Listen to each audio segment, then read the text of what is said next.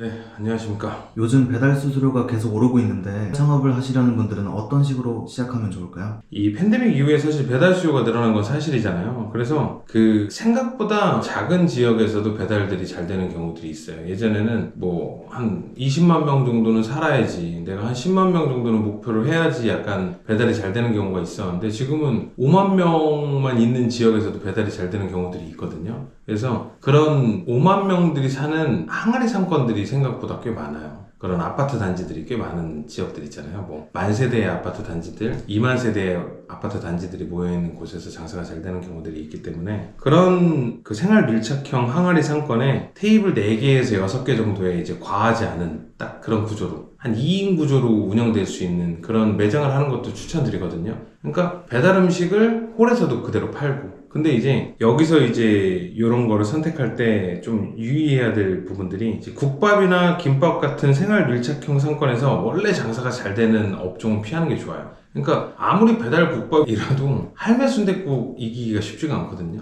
뭐 그런 김밥이라든지 뭐 키토 김밥 열심히 만들어 팔아도 이게 김간에 이기기가 쉽지가 않아요. 근데 원래 그런 지역에서 잘 되는 업종들은 피하는 게 좋고, 이제 저희는 이제 파스타를 팔고 있는데, 이런 파스타를 팔게 되는 경우에는 사람들이 은근히 느끼한 게 땡길 때가 있거든요. 그런 별식 위주로 가는 게 좋아요. 저희는 파스타지만 파스타도 괜찮고, 멕시칸 요즘 배달이 꽤 많잖아요. 샐러드도 하는 경우들도 있고, 그런 쌀국수는 언제나 또 수요가 높은 품목 중에 하나잖아요. 그런 쌀국수 같은 것도 홀 이렇게 두고 하는 것도 추천드립니다. 그렇게 되면 이제 배달 수수료도 되게 높고, 제가 리뷰 이벤트도 주잖아요. 그냥 그거를 홀에서 좀 퍼주는 거죠. 그냥 뭐 샐러드를 준다거나, 아니면 뭐 식사하시고 나서 커피를 무료로 드린다거나, 이런 식으로 하면 드시는 사람들도 만족감이 꽤 높잖아요. 여기 가면 공짜로 뭐 샐러드 주고, 여기 가면 그냥 카페 가는 것보다 여기 가는 게 나아. 커피도 먹을만 한데 커피 공짜로 줘, 식사 끝나면. 약간 이런 식으로 장점을 얻어낼 수 있는 부분들도 있으니까 이런 항아리 사건 추천드립니다. 저희도 뭐 덕은동이라는 곳이 있어요. 거기서 이제 원래 카페를 하던 자리에서 저희 거랑 콜라보를 해서 들어가게 됐는데, 생각보다 장사가 너무 잘 돼요.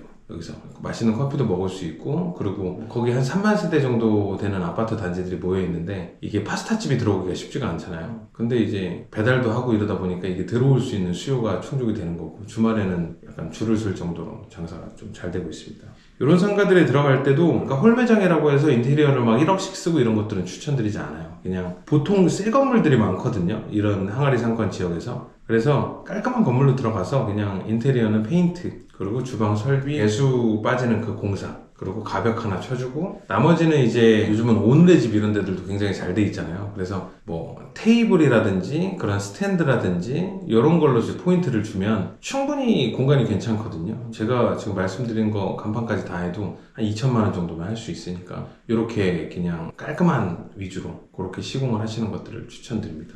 아무래도 높은 배달 수수료로 인해서 막 고민들 많으실 텐데, 배달 매장만 할 경우에는 정말 숫자 계획 잘 세우셔가지고 빡세게 돌려야 되는 거고, 이런 식으로 홀까지 병행하게 될 경우에는 비싼 수수료가 있는 대신, 그러니까 홀만 하면 사실 매장에서도 한 2천만 원 이상은 팔아야 되거든요. 근데 제가 말씀드린 대로 하면 1인에서 2인 구조일 때 하루에 30만 원 정도만 홀에서 더해줘도 그 수익 구조가 괜찮아질 수 있는 경우들이 많이 있어요. 그렇기 때문에 이런 하이브리드형 매장도 추천드립니다.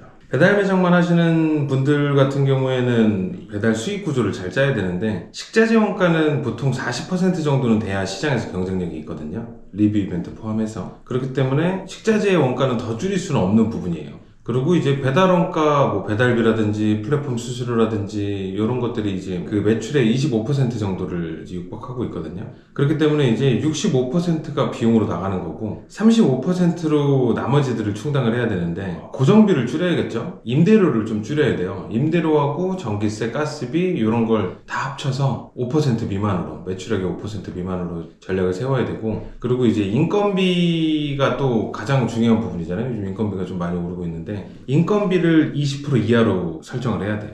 그렇기 때문에 이제 배달 음식이라고 하는 거는 사실 풍미를 살리기는 어렵거든요. 그래서 이제 풍미를 좀 내기 위해서 하는 뭐 프라이팬을 볶는 과정이라든지 이런 부분들을 좀 생략함으로써 그 인건비에 들어가는 리소스를 좀 줄여야 되는 것들이 중요하겠죠. 그렇게 될 경우에 이제 10%가 남게 되는데 아직 뭐 부가세도 안 냈고 기타 비용도 있잖아요. 뭐 프라이팬도 중간에 바꿔줘야 되는 때가 있을 거고 전등도 나갈 때가 있고 이런 거 빼게 되면 한 5% 정도 이익이 남게 돼요. 그래서 이제 이런 것들을 극적으로 좀 줄였을 때 10%를 목표로 하고 가는 거거든요. 그렇기 때문에 네 가지 부분에서 좀 유의하셔야 될 게 초기 비용이 싸다고 공유주방에 가시는 거는 반대합니다. 그렇게 될 경우에는 공유주방이 일단 임대료 자체가 생각보다 꽤 비싸요. 다른 데보다 그 공간에 비해서. 근데 임대료만 비싼 게 아니고 관리비라고 해서 관리비를 또 따로 받고 있고 그리고 전기세 같은 부분들이 일반적인 것보다 높거든요. 공유 주방이다 보니까 공용 공간들이 있잖아요. 그래서 이제 전기세가 딴 데 거의 2배 정도 나오는 경우들이 많거든요. 비일비재하게. 그렇기 때문에 이제 공유 주방에 들어가는 거는 반대드리고 그리고 이제 초기 투자 비용을 줄여야 돼요. 요즘은 이제 매물들이 많이 나와 있어요. 그래서 뭐 새 걸로 이렇게 해서 다 사시는 것보다 기존에 한 1, 2년 장사하다가 이제 양도양수를 하는 경우들이 있거든요. 그런 매물들을 발품을 팔아서 잘 고르게 되면 생각보다 뭐 권리금 500만원, 권리금 1000만원 줬는데 1000만원 이상의 값어치를 지닌 물건들을 얻을 수가 있는 경우들이 있거든요. 그게 어차피 그분도 중고로 팔면 헐값이 되는 거니까.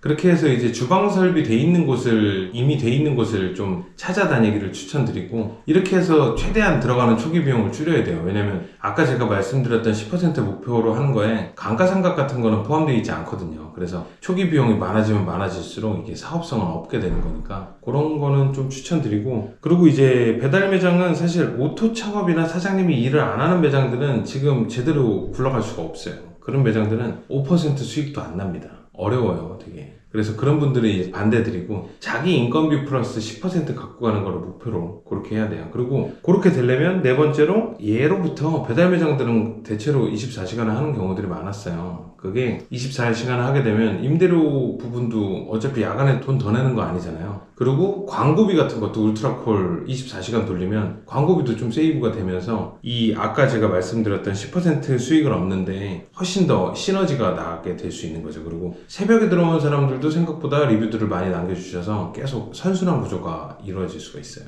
배달 매장만 하시는 분들 같은 경우에는 이 네 가지 정도를 체크하셔야 될 것 같고 준비하셨던 분들, 창업을 고민하셨던 분들 요즘 배달 수수료 이런 것 때문에 고민이 많으실 텐데 많이 공부하고 많이 버셨으면 좋겠습니다.